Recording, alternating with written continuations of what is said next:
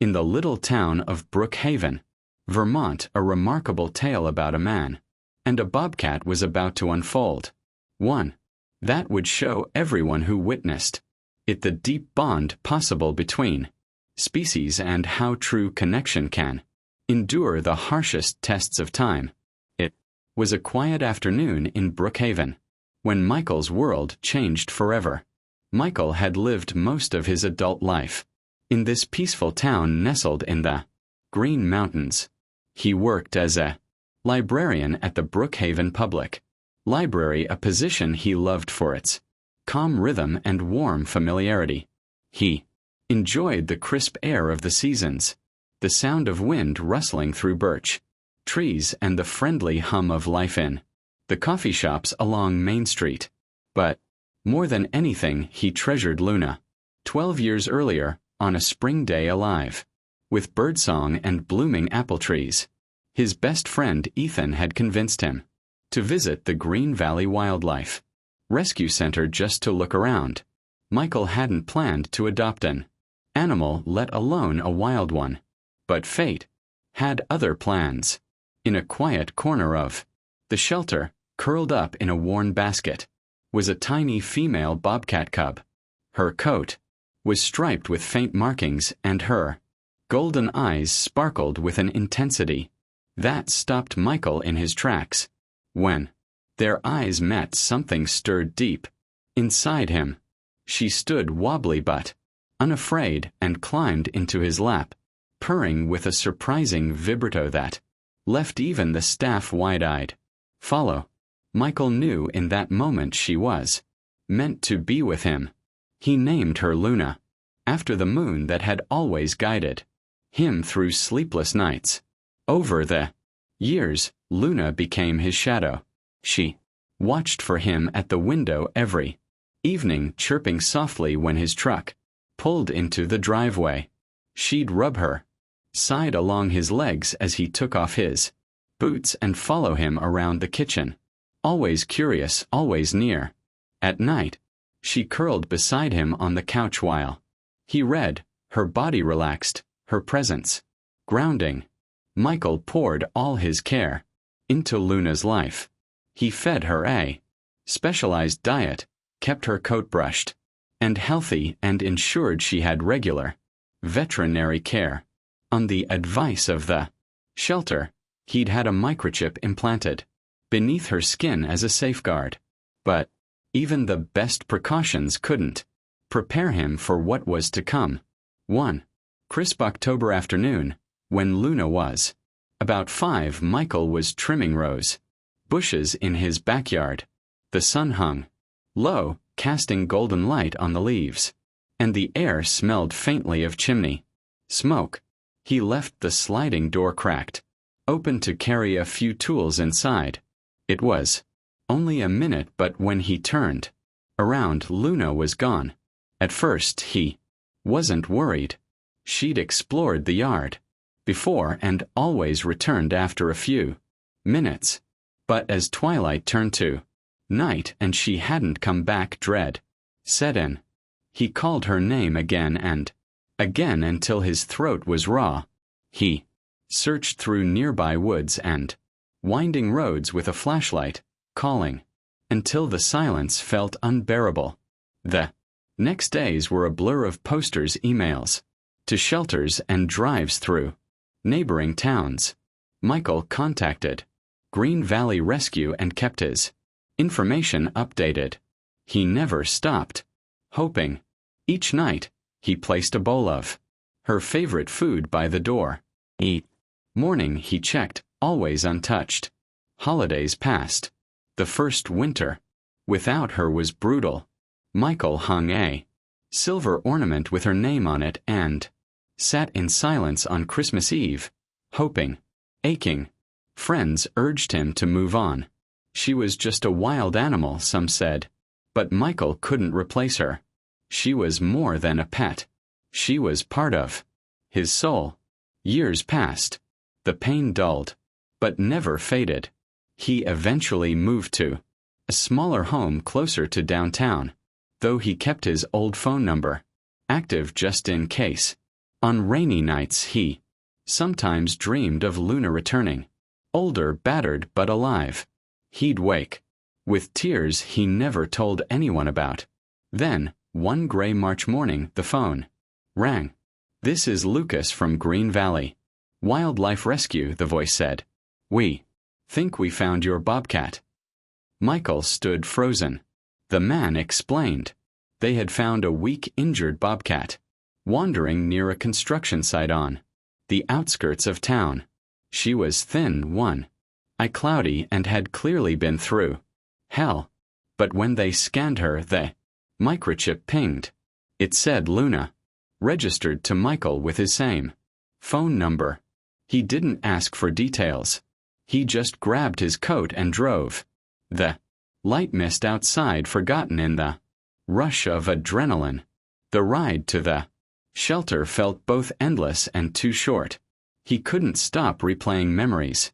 Her curled in his lap, her quiet breathing, the warmth of her fur. At the shelter, staff led him into a quiet room.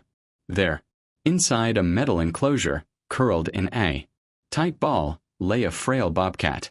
Her once sleek coat was patchy and dull. One ear was torn, but when Michael whispered, "Luna," she stirred. Her good eye blinked. She sniffed the air. Then the sound came, a soft, wobbling purr, unsteady but unmistakable. Michael fell to his knees, tears spilling freely. He reached out gently and Luna wobbled toward his fingers, pressing her head against his hand, letting out a cracked chirp that shattered every heart in the room. The vet warned him. She was in critical condition, severely underweight, multiple infections, bad teeth, possibly blind in one eye, and very old for a bobcat. But Michael didn't waver. "She's coming home," he said. He signed the forms with shaking hands. Back home, he had already prepared a corner just in case such a miracle ever happened. A soft bed, heated mat, and the old toys he never had the heart to throw away. When he set her down, Luna curled up immediately, letting out a long, tired breath. The next days were grueling. She refused to eat. He fed her using a syringe, tiny drops of high-calorie broth at a time. He gave her antibiotics, cleaned her eye gently, and sat beside her reading aloud like he used to. Slowly she began to respond. The fur on her back started softening. Her body filled out little by little. She made small sounds when he entered the room and began following his scent with slow steps. One afternoon he pulled out her favorite old toy, a crinkly ball. She looked at it, ears twitching. Then, with visible effort, she poured at it. Just once, but it was enough. Yet, the trauma still haunted her. Sudden sounds sent her hiding under the table.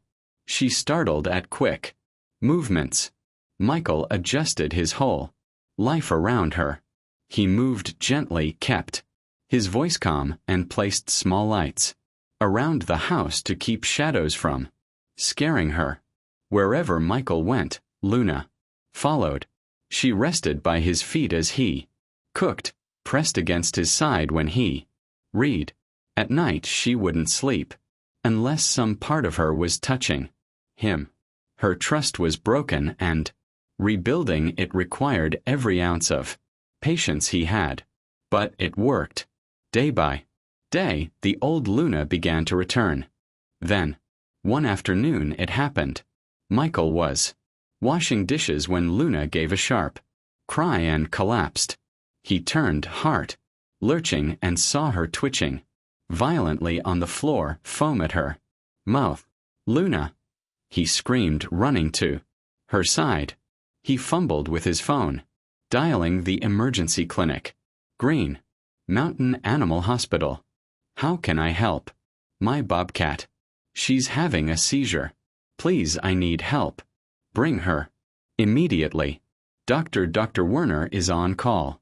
Michael wrapped her in a blanket and raced through traffic. At the clinic, Dr. Werner met him at the door and took Luna swiftly. Later, Dr. Werner returned with X-rays. There's a metal fragment lodged deep in her abdomen, he explained. Old, likely from an accident. Years ago.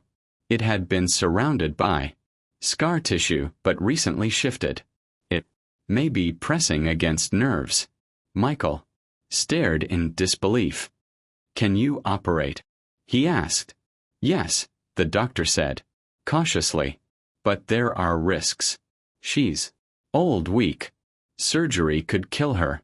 And if we don't, she may not survive the week. Michael didn't hesitate. She didn't survive 7 years to die now. Do it. Patel, a surgical specialist, took over. The metal piece was lodged near vital organs. The procedure would be delicate.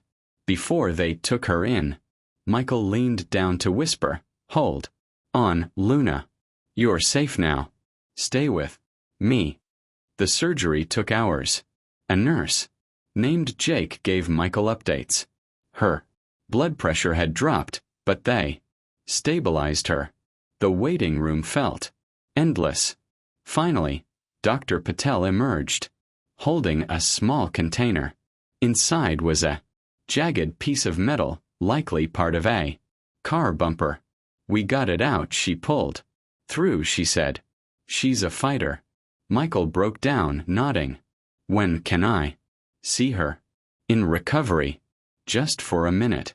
Luna lay on a warming pad, her belly shaved and stitched, her breath shallow but steady. Michael held her paw gently. The next day was critical. The air in the house felt thinner, like the walls themselves were holding their breath. Michael didn't leave her side, sleeping in a chair beside her, one hand always resting gently on her back so she could feel he was there. He spoke to her softly through the night, repeating familiar words from their years together, hoping they would reach some part of her soul that still remembered comfort, still clung to safety. Luna's body trembled occasionally, but by dawn her breathing had steadied. The shallow, uneven gasps became deeper, fuller. When Michael offered a bit of broth on a spoon, she sniffed at it, then licked once, then twice. It wasn't much, but it was more than the day before. He smiled through tears, praising her as if she had performed a miracle. In truth, she had. By afternoon, her eyes followed his movements more closely. Her ears twitched at his voice. She shifted her body slightly when he adjusted the blankets around her. Then, as he sat reading aloud, she let out a low, rumbling purr. It was different than before, louder, richer, as if something long locked away had been freed.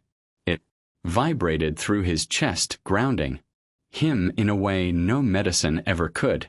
Michael felt his heart mend with hers. In the weeks that followed, life gradually found a new rhythm. The house, once quiet and grieving, began to glow again with the quiet pulse of care. Michael opened the curtains each morning to let in sunlight where Luna liked to rest. He moved furniture to give her wider paths to walk through the rooms without strain.